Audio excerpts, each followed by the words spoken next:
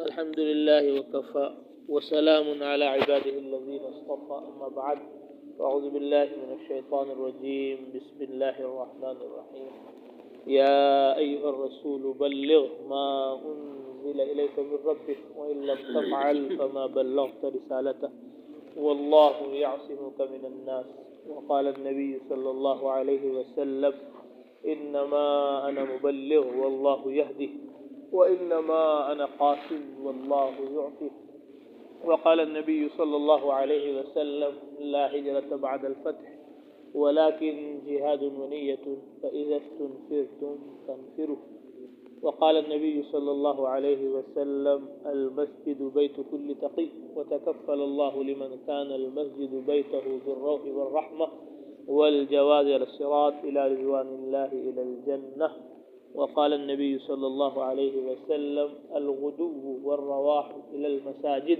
من الجهاد في سبيل الله وقال رسول الله صلى الله عليه وسلم من جاء مسجدي هذا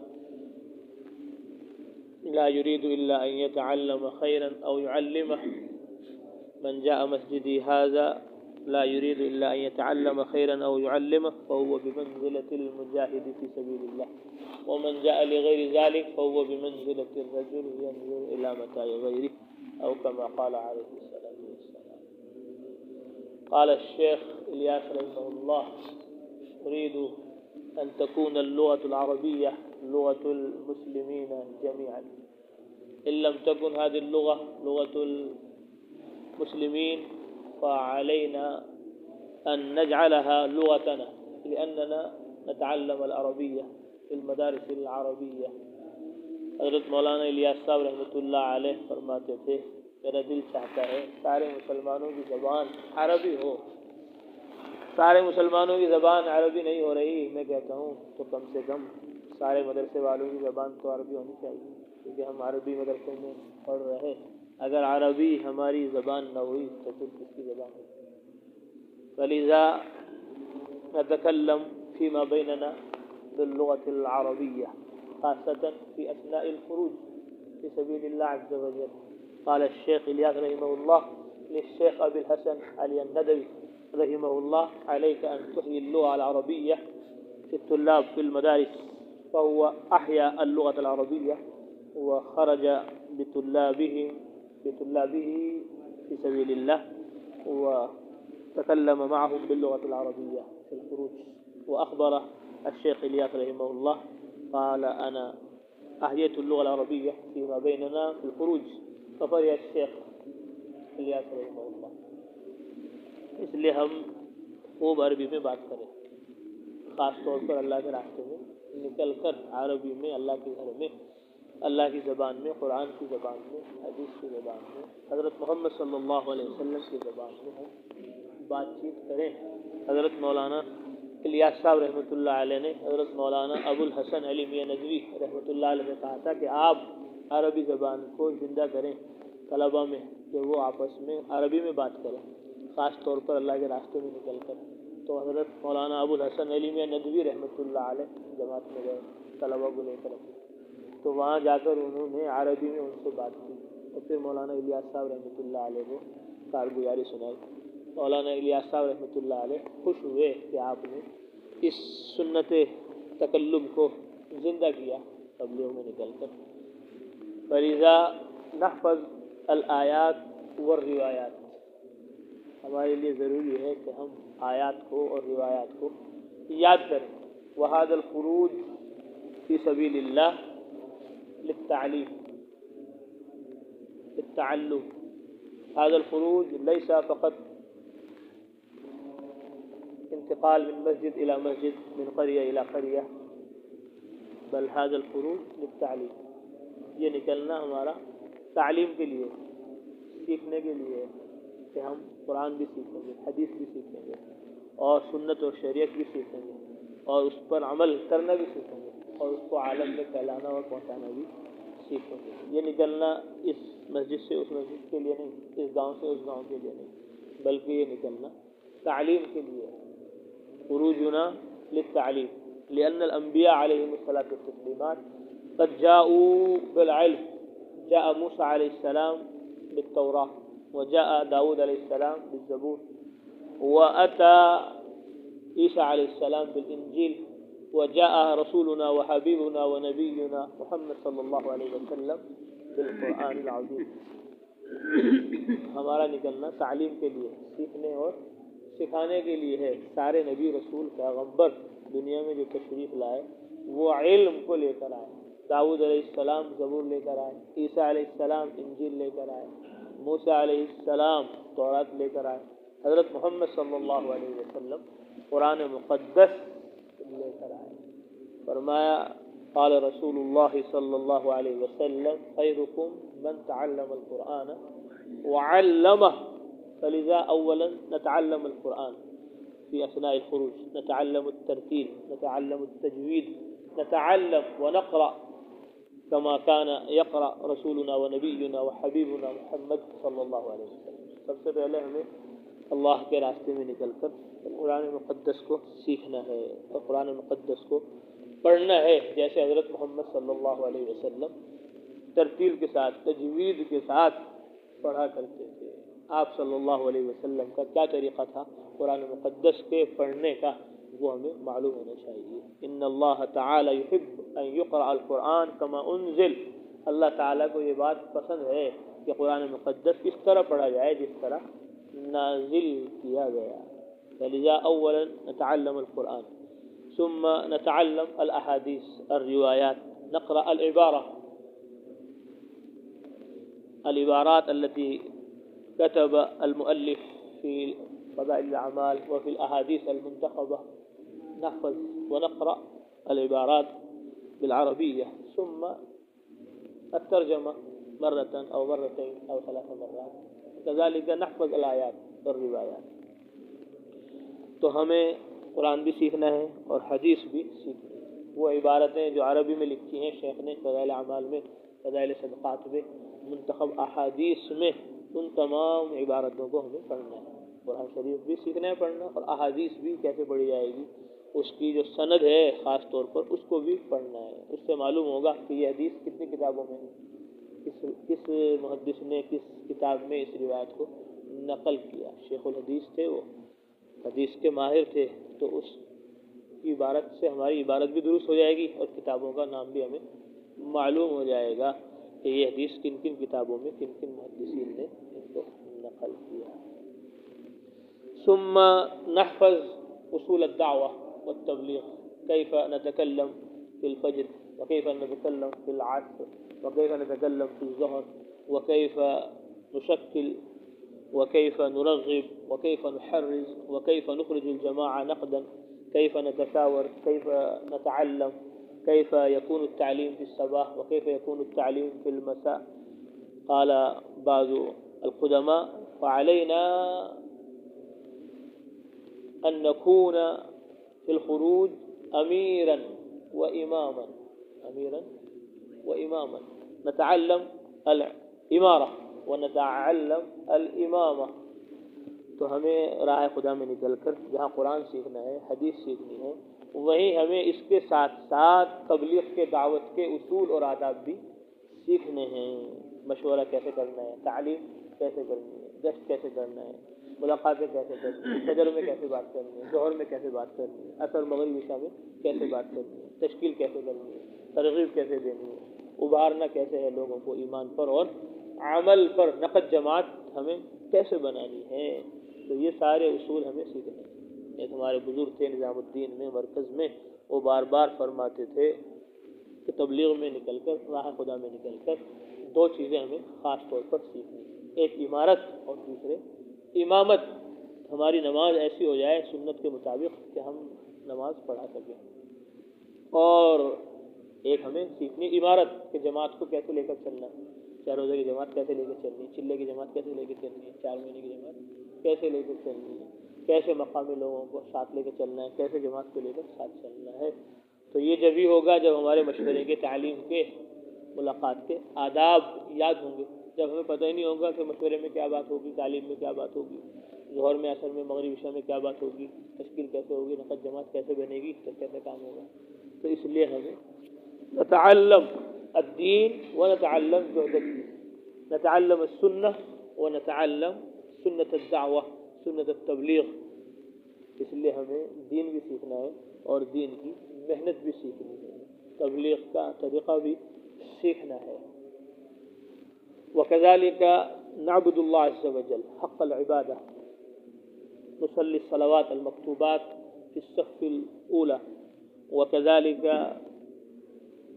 نصلي الشروق والأوابين والتهجد, وكذلك صلاة التوبة, وكذلك صلاة التسبيح, وكذلك صلاة الشكر, وكذلك تحية الوضوء تحية المسجد نصلي. قال ربنا يا أيها الذين آمنوا اركعوا واسجدوا واعبدوا ربكم وافعلوا الخير لعلكم تفلحون. وقل لعبادي الذين آمنوا يقيموا الصلاة وينفقوا مما رزقناهم سرا وعلانية من قبل أن يأتي يوم لا بيع فيه ولا خلال. وقال تعالى يا أيها الذين آمنوا استعينوا بالصبر والصلاة. نصلي صلاة الحاجة, نصلي ركعتين. كيف تخرج الجماعة نقدا من هذا المسجد؟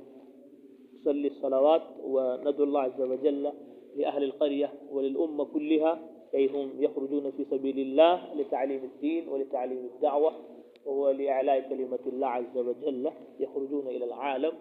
ندعو لهم, نصلي لهم صلاة الحاجة كما كان رسولنا صلى الله عليه وسلم يصلي إذا حزبه أمر فزع إلى الصلاة. اس لیے ہمیں دعائیں بھی خوب کرنی ہے اور ذکر بھی کرنا ہے, توبہ استغفار بھی کرنا ہے, اور نمازوں کی پابندی اور ان کا اہتمام بھی کرنا ہے. جماعت میں نکل کر اللہ کے گھر میں رہ کر بھی اگر ہم اگلی صف میں نماز نہ پڑھ سکیں تو کہاں پڑھیں گے؟ تو اس لیے فرض نمازوں کا بھی اہتمام, تہجد کا بھی اہتمام, اشراق کا بھی اہتمام, اور اوابین کا بھی اہتمام, تحیۃ الوضو تحیۃ المسجد کا بھی اہتمام, صلاۃ الشکر بھی پڑھنی ہے, صلاۃ التسبیح بھی پڑھنی ہے, اور صلاۃ الحاجت بھی پڑھنی ہے. استعینوا بالصبر والصلاۃ, اللہ فرما رہا ہے کہ صبر کے ذریعے اور نماز کے ذریعے مجھ سے مدد چاہو. صبر, علماء فرماتے ہیں صبر بڑی صفت ہے, بڑی صفت ہے, اسی سے سارا دین آسان ہوتا ہے. صبر ہوگا تو نماز ہوگی, صبر ہوگا تو روزہ ہوگا, صبر ہوگا تو حج ہوگا, صبر ہوگا تو زکوٰۃ ہوگی, صبر ہوگا تو تبلیغ ہوگی, صبر ہوگا تو پورا دین ہوگا. تو صبر سب سے زیادہ ضروری ہے. صبر سے اللہ کی مدد آئے گی. صبر ہوگا تو چلہ پورا ہو جائے گا, صبر ہوگا تو 4 مہینے پورے ہو جائیں گے, ورنہ بھاگ جائے گا پہلے. صبر ہوگا تو ساتھیوں کو برداشت کرے گا, ذمہ داروں کو برداشت کرے گا, مقامی لوگوں کو برداشت کرے گا. تو صبر سے سارا سفر آسان ہو جائے گا دین کا. اس لیے اللہ فرمائے صبر کے ذریعے مدد چاہو, اور نماز کے ذریعے میرے بندوں کو کہہ دو کہ وہ نماز قائم کریں, نماز قائم کریں, اور جو کچھ ہم نے جان و مال ان کو دیا اس کو خرچ کریں اس سے پہلے کہ وہ دن آئے لا بیع فیہ ولا خلال, جس میں نہ دوستی کام آئے گی اور نہ تجارت کام آئے گی. لینا دینا کچھ نہیں ہوگا, خود ہی کے عمل سے وہاں فیصلے ہوں گے. اس لیے نماز کی پابندی, اس کا اہتمام, صلاۃ التوبہ صلاۃ الحاجت کا پورا اہتمام کرنا ہے. نماز پڑھ کر اللہ سے مدد ہی مانگی. آج نماز پڑھ کر اللہ سے مدد نہیں مانگی جا رہی, بس میرا کام پردھان کر دے گا, ایم پی کر دے گا, ایم ایل اے کر دے گا, فلاں دوست کر دے گا, یہ کر دے گا, وہ کر دے گا. مخلوق کی طرف توجہ جا رہی, اللہ کی طرف توجہ نماز کے ذریعے نہیں ہو رہی. تبلیغ میں نکل کر یہ چیز ہمیں سب سے زیادہ سیکھنی ہے. جو بھی مسئلہ پیش آئے 2 رکعت پڑھو اور اللہ تعالیٰ سے مانگ لو. آپ صلی اللہ علیہ وسلم کو جب بھی کوئی حاجت ضرورت پیش آتی تھی تو فوراً وہ نماز کی طرف متوجہ ہوتے تھے. 2 رکعت پڑھ کر اللہ سے مانگو, یا اللہ یہاں کے نقد جماعت بن جائے, یا اللہ یہاں کی محتسبات جماعت مضبوط ہو جائے, یا اللہ یہاں کے سارے لوگ اللہ کے کلمے کو سیکھنے کے لیے, سنت شریعت پر چلنے کے لیے راہ خدا میں نکل جائے. تو 2 رکعت نماز پڑھ کر ہم دعائیں مانگیں گے تو دعا قبول ہوگی اور لوگوں کے دل نرم ہوں گے, نقد جماعتیں بن. ولا نتكلم كلام الدنيا في المسجد ولا نضحك ولا نلعب ولا ننام كثير ولا نأكل كثير ولا نمزح. اللہ کے راستے میں نکل کر دنیا کی باتیں نہیں کریں گے, ہنسی مذاق نہیں کریں گے, زیادہ نہیں کھائیں گے, زیادہ نہیں سوئیں گے, زیادہ ادھر ادھر کی ایران کی باتیں نہیں کریں گے. فی الخروج نسأل اللہ عز وجل الجنة ونتعوذ من النار لأننا خلقنا لأجل هذا كي نتقي النار وندخل الجنة. ربنا ما خلقت هذا باطلا سبحانك فقنا عذاب النار. فمن زحزح عن النار وادخل الجنة فقد فاز. في هذا الزمن نحن نعلم كل شيء ونتذكر لكل شيء ونجتهد بكل شيء نحفظ كل شيء ولكن نسينا الجنة، نسينا النار، نسينا الآخرة. في الخروج نتذكر الآخرة، نتذكر الجنة والنار، ونسأل الله عز وجل الجنة ونتعوذ من النار. رہا خدا میں نکل کر ہمیں خوب جہاں ایمان اور عمل کی محنت کرنی ہے، اللہ کی طرف، رسول اللہ کی طرف، آخرت کی طرف متوجہ رہنا ہے، اور جنت کا اللہ سے سوال کرتے رہنا، جہنم سے اللہ تعالیٰ سے پناہ مانگتے رہنا. آج جنت کو بھول گئے، نمازی بھی ہے، روزے دار بھی ہے، لیکن جنت یاد ہی نہیں ہے. حج بھی کر رہا ہے، زکوٰۃ بھی دے رہا ہے، لیکن جہنم سامنے ہی نہیں ہے. نبیوں کے صحابہ کے سامنے ہر وہ جنت تھی، ہر وہ جہنم تھی، اس لیے وہ جنت کی طلب کرتے تھے، جہنم سے پناہ مانگتے تھے. اس لیے کہ جو جہنم سے بچ گیا، جنت میں چلا گیا، وہی کامیاب ہے. فمن زحزح عن النار وادخل الجنة فقد فاز. جو جہنم سے بچا لیا گیا، جنت میں داخل کر دیا گیا، وہ کامیاب ہے. دنیا میں اسی لیے آئے، آسمان زمین اللہ نے اسی لیے بنایا. ربنا ما خلقت هذا باطلا، اے اللہ یہ آسمان زمین آپ نے بیکار نہیں بنایا. سبحانک، آپ کی ذات پاک ہے. فقنا عذاب النار، ہمیں جہنم کے عذاب سے بچا لیجیے، تو دوزخ سے ہم بچ جائیں، جنت میں ہم چلے جائیں. اس کے لیے خوب رو رو کر اللہ سے ہمیں جہنم سے پناہ مانگیں اور جنت کی طلب کرتے ہیں. سب کچھ یاد ہے ہمارے، آسمان یاد ہے، زمین یاد ہے، نحو یاد ہے، صرف یاد ہے، منطق فلسفہ یاد ہے، جی نماز روزہ یاد ہے، لیکن جنت بھولے ہوئے، جہنم بھولے ہوئے. اس لیے جنت کو خوب یاد کرنا ہے، خوب باتیں جنت کی بیان میں ہونی چاہیے، جہنم کی خوب باتیں ہونی چاہیے، اور خوب اللہ تعالیٰ سے اس کی طرف متوجہ رہنا. کیونکہ قرآن شریف کا کوئی پارہ ایسا نہیں جس میں جنت کا ذکر نہ، جہنم کا ذکر نہ. تو اس لیے جنت کی طلب اور جہنم سے پناہ، اور آخرت کو سامنے رکھنا، قبر میں کیا ہوگا، حشر میں کیا ہوگا، پل صراط پہ کیا ہوگا، جی وہ ساری باتیں جو آئی ہیں فضائل اعمال میں، صدقات میں، منتخب حدیث میں، ان کا مذاکرہ کرنا ہے.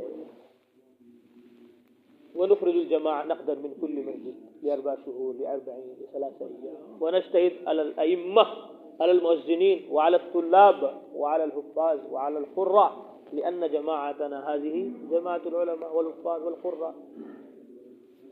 إن لم نجتهد على العلماء، على الطلاب وعلى المؤذنين وعلى الأئمة، فمن يجتهد عليهم؟ فمن يجتهد عليهم؟ فنجتهد على الأئمة والمؤذنين. خاص طور پر ہمیں ہر مسجد سے 5 ماہ کی تشکیل کرنی ہے، 4 ماہ کی تشکیل کرنی ہے، قلعے کی تشکیل کرنی ہے، 3 دن کی جماعتیں نقد بنانی ہیں، اور علماء پر، طلباء پر، حفاظ، ائمہ، مؤذنوں پر محنت کرنی ہے، ان کی بھی تشکیلیں کرنی ہیں. اگر ہم ان کی تشکیلیں نہیں کریں گے تو پھر کون کرے گا؟ علماء کی تشکیل نہیں کریں گے، طلباء کی تشکیل نہیں کریں گے، حفاظ قراء کی تشکیل نہیں کریں گے، تو کون ان کی تشکیل کرے گا؟ تو اس لیے ہمیں خاص طور پر محنت کرنی ہے علماء پر، ائمہ پر، طلباء پر، کہ وہ بھی اپنے چھٹیوں کے اوقات راہ خدا میں لگائیں تاکہ علم عمل عالم میں پھیلے. لأن الدین یحییٰ فی العالم کلہ بجہد العلماء وبجہد الطلاب وبجہد الائمہ والمؤذنین، لأنہم اساس الدین، اساس الدعوہ، اساس التبلیغ. القرآن والسنہ فی اذہانہم وفی قلوبہم وفی حیاتہم، لأنہم قد اجتہدوا من البداية إلى النهاية في العلم، فلذا نرغبهم ونحرزهم ونخرجهم في سبيل الله. طلباء، علماء، حفاظ، ائمہ کی نقل و حرکت چلت پھرت سے ہی عالم میں علم پھیلے گا، عمل پھیلے گا، کیونکہ ان کے دلوں میں قرآن ہے، سینوں میں قرآن ہے، ان کے ذہن و دماغ میں قرآن و حدیث ہے. رات دن صبح شام وہ مدرسے کی 4 دیواریوں میں رہے ہیں. تو جتنا اثر قرآن اور حدیث کا علماء پر ہے، طلباء پر ہے، حفاظ پر، ائمہ پر ہے، اتنا کسی پر نہیں ہے. اس لیے جتنا وہ حرکت میں آئیں گے اور چلت پھرت کریں گے دیہاتوں میں، شہروں میں، ملکوں میں، علاقوں میں، اتنا ہی دین، علم امت میں عام و تام ہوگا. انشاءاللہ محنت کریں گے سب. نخرج الجماعہ نقدا، نقد جماعتیں نکالیں گے. ولا نتکلم کلام الدنیا، دنیا کی باتیں نہیں کریں گے. لا نمزح ولا نضحک، نہ مذاق کریں گے نہ ہنسیں گے. لا نلعب. اللہ تعالی عمل کی توفیق عطا فرمائے. اللهم لك الحمد كما أنت أهل، وصل وسلم على سيدنا مولانا محمد كما أنت أهل، وافعل بنا ما أنت أهل، فإنك أهل التقوى وأهل المغفرة. ربنا هب لنا من أزواجنا وذرياتنا قرة أعين واجعلنا للمتقين إماما. رب اجعلني مقيم الصلاة ومن ذريتي ربنا وتقبل دعاء. ربنا اغفر لي ولوالدي وللمؤمنين يوم يقوم الحساب. رب ارحمهما كما ربياني صغيرا اللهم إنا نسألك ولا تحرمنا ونستغفرك ولا تعذبنا اللهم زدنا ولا تنقصنا وأكرمنا ولا تهنا وأعطنا ولا تحرمنا وآثرنا ولا تؤثر علينا اللهم إنا نسألك علما نافعا ورزقا واسعا وشفاء من كل داء اللهم انفعنا بما علمتنا وعلمنا ما ينفعنا ربنا زدنا علما وصلاحا یا ارحم الراحمین یا اکرم الاکرمین ہمارے گناہوں کو معاف فرما خطائے سے درگزر فرما ہمارے اس سفر کو ہماری ہدایت کا اصلاح کا تربیت کا مغفرت کا ذریعہ فرما علم و عمل کے عالم میں پھیلنے پہنچنے کا ہمارے اس خروج کو ذریعہ فرما سارے عالم کی جہالت اور غفلت کے ختم ہونے کا اس نقل و حرکت چلت پھرت کو ذریعہ فرما پورے عالم میں علم کو عمل کو عبادت کو دعوت کو سنت و شریعت کو زندہ فرما تمام مسجدوں کو ہماری مسجد نبوی جیسا بنا یا ارحم الراحمین ہمارے تمام گھروں کو حضرت محمد صلی اللہ علیہ وسلم کے گھروں جیسا بنا ہماری بستیوں محلوں کو مدینہ منورہ جیسا بنا یا اللہ ہمارے مردوں کو عورتوں کو بچوں کو حضرت محمد مصطفیٰ صلی اللہ علیہ وسلم کی طرح علم میں ذکر میں عبادت میں دعوت میں لگنے لگانے کی توفیق عطا فرما تمام بیماروں کو شفا نصیب فرما تمام مقروضوں کی قرضوں کی ادائیگی کا غیب سے بندوبست فرما سفر میں یا ارحم الراحمین آپ ہمارے ساتھی بن جائیے ہمارے گھر والوں کے خلیفہ اور نائب بن جائیے یا ارحم الراحمین یا اکرم الاکرمین رجب میں شعبان میں ہمیں برکت عطا فرما رمضان المبارک تک مولا ہم سب کو پہنچا رمضان میں ہمیں خوب عبادت کرنے کی دعوت دینے کی یا ارحم الراحمین اعتکاف کرنے کی تراویح پڑھنے کی تمام نوافل کا اہتمام کرنے کی ذکر کرنے کی توبہ کرنے کی استغفار کرنے کی عبادت اور دعوت کو جمع کرنے کی رمضان المبارک میں ہمیں توفیق عطا فرما پوری زندگی ہماری عبادت اور دعوت کے ساتھ گزرے سعادت والی زندگی ہمیں نصیب فرما شہادت والی موت نصیب فرما برے خاتمے سے ہم سب کی پوری امت کی پوری حفاظت فرما جتنی جماعتیں آپ کی راہ میں نکلی ہوئی ہیں سب کی تربیت فرما سب کی اصلاح فرما سب کے قدم قدم پر مدد فرما نصرت فرما غیب تعداد شامل حال فرما علم کی علماء کی مدارس کی محبت ہمارے دلوں میں پیدا فرما ذکر کی ذاکرین کی خانقاہوں کی محبت ہمارے دلوں میں پیدا فرما تبلیغ کی مبلغین کی یا ارحم الراحمین مراکز کی محبت ہمارے دلوں میں پیدا فرما یا ارحم الراحمین کتابوں کی مصنفین کی کتب خانوں کی محبت ہمارے دلوں میں پیدا فرما کتابیں پڑھنے کی پڑھانے کی لکھنے کی توفیق عطا فرما یا ارحم الراحمین جہنم کے عذاب سے قبر کے عذاب سے حشر کے عذاب سے ہماری حفاظت فرما ہم آپ سے اپنے لیے اپنے گھر والوں کے لیے پوری امت مسلمہ کے لیے جنت الفردوس کا سوال کرتے ہیں ہمیں پوری امت مسلمہ کو جنت الفردوس میں داخل فرما یا ارحم الراحمین اب ہم اپنے لیے اپنے گھر والوں کے لیے پوری امت محمدیہ کے لیے آپ سے جہنم سے پناہ مانگتے ہیں ہمیں پوری امت مسلمہ کو جہنم سے پناہ نصیب فرما ہم نے جو مانگا وہ بھی عطا فرما جو مانگنے سے رہ گیا وہ بھی عطا فرما اللہم بک نستعین وعلیک نتوکل ذلل لنا صعوبة امرنا وسهل علينا مشقة سفرنا وارزقنا من الخير اكثر مما نطلب واصرف عنا كل شيء رب اشرح لنا صدورنا ويسر لنا امورنا اللهم انا نستحفظك ونستودعك انفسنا وديننا واهلنا واموالنا واقاربنا وكل ما انعمت علينا وعليهم به من اخره ودنيا فاحفظنا اجمعين من كل سوء يا كريم اللهم انا نسالك من الخير كله عاجله واجله ما علمنا منه وما لم نعلم ونعوذ بك من الشر كله عاجله واجله ما علمنا منه وما لم نعلم نسألك الجنة وما قرب إليها من قول أو عمل ونعوذ بك من النار وما قرب إليها من قول أو عمل نسألك مما سألك به محمد صلى الله عليه وسلم ونعوذ بك مما تعوذ منه محمد صلى الله عليه وسلم